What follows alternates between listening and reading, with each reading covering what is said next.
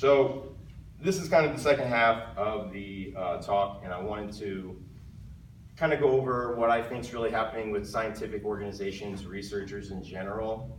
And I don't believe that a lot of organizations are taking actions to ensure that their future, that they're going to be around in 20 years. So they're relying a lot, what I see is a lot of relying on memberships and donations for all of their revenue and income. And it's really difficult to grow. And honestly, this is probably a difficult thing for a lot of people to hear, but it's true. And so most scientific organizations, they don't even have a good product or service to offer that they can have consistent revenue. I mean, it's tough to talk about money when it comes to this stuff, but it's one thing that I think needs to be discussed if the science is going to go forward and organizations are going to grow. So what are really researchers and organizations looking for? What do they want? What do you guys want in your promotion? So really it comes down to kind of two things: revenue and response. So you guys would like to create revenue off products and services, have a digital marketplace where people can come and buy some of your stuff, look at your materials. You'd like to get future grants and research opportunities. Teaching courses, you'd like the opportunity for you to provide information to people who want to come and learn more about what you're doing. And you want to be able to have sponsorships, put on conferences, get people involved. The responses that you'd like to have, research feedback, a lot of people online and offline, publications, press releases, creating fans, social media buzz, and scientific attention. So those are just a lot of the responses there's a whole lot of responses that we can go through. And I'll just run through these revenue kind of slides really quick and just kind of what I just went through. But gaining a new audience is something that I think that a lot of people are looking to do. And getting new members and advocates for their work is really something that is an issue. And one of the things that I think can help is really identifying who you're looking to bring into your organization, or who are you promoting your research to? Who do you think is going to be interested in actually reading and fans of your material? And how are you getting their attention? Writing something and posting it online now is not going to get young people's attention. It's not. And I'll give you an example of it in just a little bit.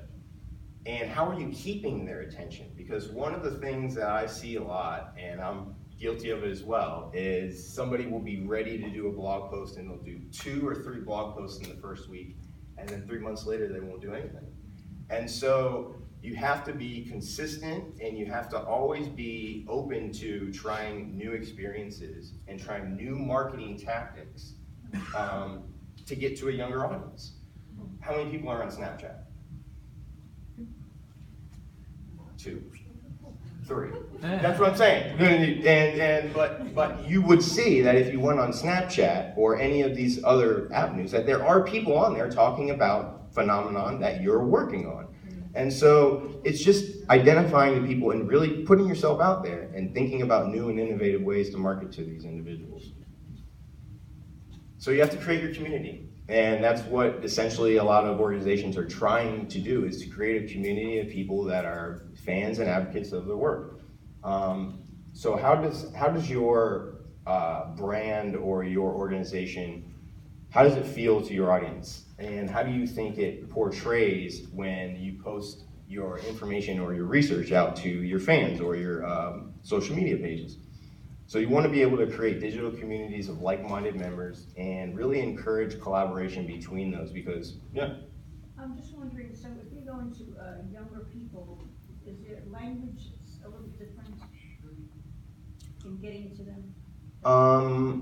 Well, that depends on, I guess, what type. If you're going to more of a science community, but if you're just like going to, like, say, for example, recently in Raleigh, there was a Comic-Con event, right? And if you went there talking more about spirituality, you would probably be more well accepted. But if you were talking more about consciousness and the mind stuff, you probably wouldn't, because spirituality may be a little bit more prevalent in like comics and that more thing, when consciousness would probably be more prevalent in like a science type. So it's just the kind of message, and that's just kind of searching for what would work for your organization, and that's kind of just doing a little bit of research and working with people that are familiar with who's already in your organizations and who already are fans or advocates of your work.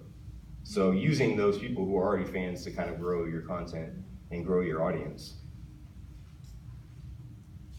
So how do you get younger people interested? You figure out where they are, and you target really people who I think, a couple groups of people who I think are good, recent college graduates, spiritual practitioners, and parents of intuitive children. And that's just people who are open to the information that is presented to them. And I think if you present it the right way, they'll become interested.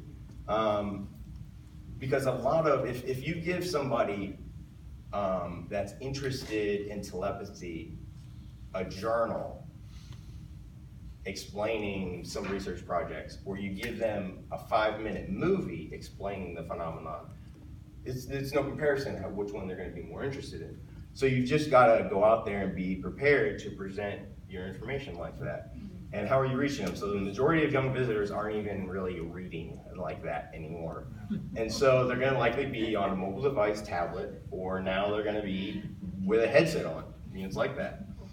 And what type of media are you using? If you're not using video, you need to use video.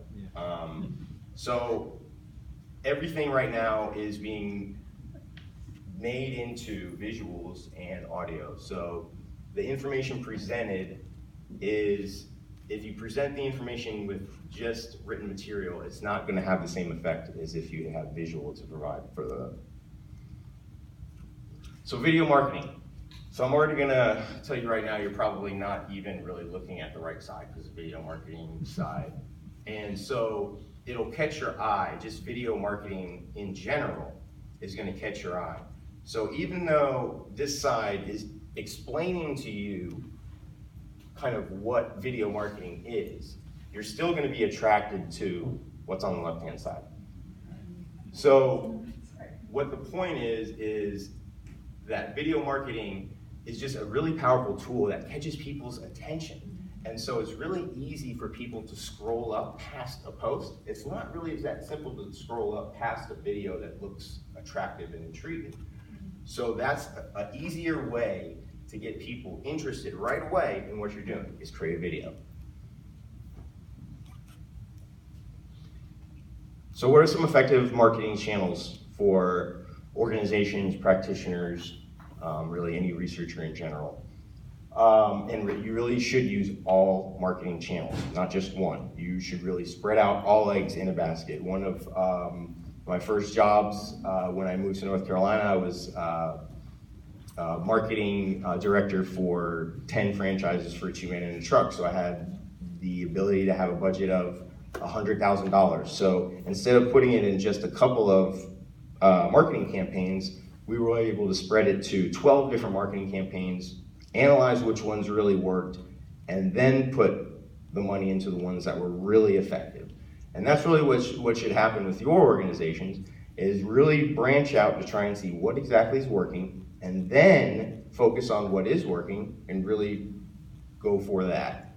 So some of the effective marketing channels that I think people should focus on are local groups and networking. So any way that you can get people together in your facility or talking about your organization together in a group atmosphere is a really good thing. Scientific research channels. So there's a lot of magazines, there's a lot of online posts. Reach out to some of these organizations, because people are looking for other people to write for them or to post for them, or content. I would guarantee you a lot of people are looking for content. Everybody's really always looking for content, stuff to post. Social media, and that's just I could spend 2-hour presentation on just social media. But social media, you need to be on all platforms that you feel comfortable on social media. And you need to consistently be posting on social media. And I would say video, and just do a small test on social media. And social media is a great place to test things too with your audience, because you'll find Facebook is a good way to test out an idea without actually committing to it. So it's a good way to gauge your interest in somebody, in a group's interest in a topic or an experience or a problem. So spiritual business directories. Small businesses are always looking for help and ways to expand their reach and awareness. So getting together that science, research, spirituality, and business all kind of working together to help everybody grow together. Local events and partnerships just like this, getting people together, organizations, we've got a lot of organizations here today, getting them all together, working together towards the same goal, and not just getting together and then dispersing after. You know, I feel like a lot of conferences is everybody gets together, hey, I haven't seen you in a year, okay, see you, I'll see you next year.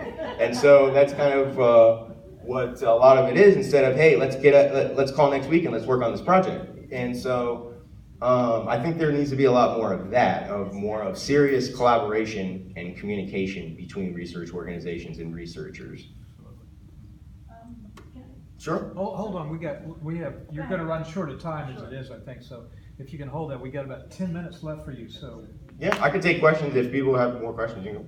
You can. All right. Yeah. You want to do it now? Yeah, sure. Go ahead. Okay, go I'm for just it. wondering, so if you do presentations for free anywhere that we'd like you to do, or wherever you do, that's another way of getting out there. Sure.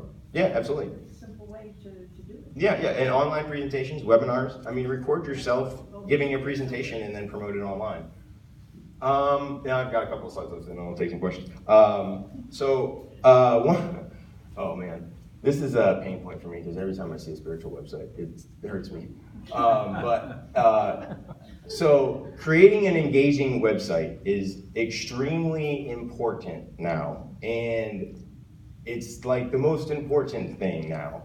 And so one of the things that I think organizations are slipping up on is easy ways to make their websites better. Easy and effective ways to make it functional and attractive. Because really those are the two things that you want your website to be, functional and attractive. So you want people to go on, learn about your organization, easily navigate around your website, and like it and come back. You want them to come back. And the best thing is if they sign up for something, if they actually give you their information. So these are the kind of things, this is part of what I built a website for somebody else. And this is sort of the points that I made to make the website. So really what you really are gonna need is to have interactive videos, in my opinion, biographies or information about your organization, and visually attractive, easily functional.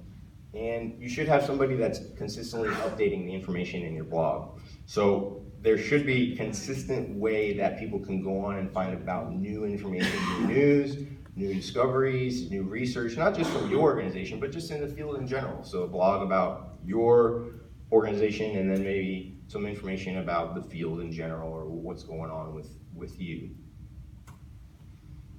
All right, then that's my presentation. So I just want to let everybody know if you're thinking about doing an idea or you're thinking about improving your marketing, just stop thinking about it and go ahead and do it.